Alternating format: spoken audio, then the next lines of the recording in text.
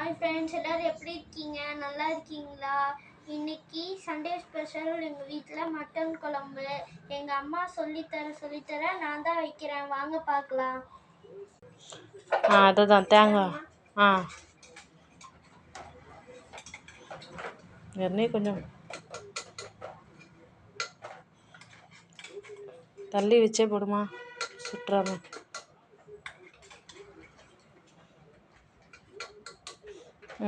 Okay, கொதிக்கட்டும்.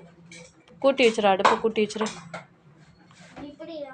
மேலே நேராக வை. இது ஒரு ஆசையா உனக்கு?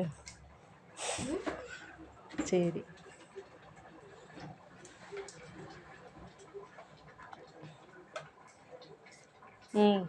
கொதிக்கட்டுமா, விட்டுருமா.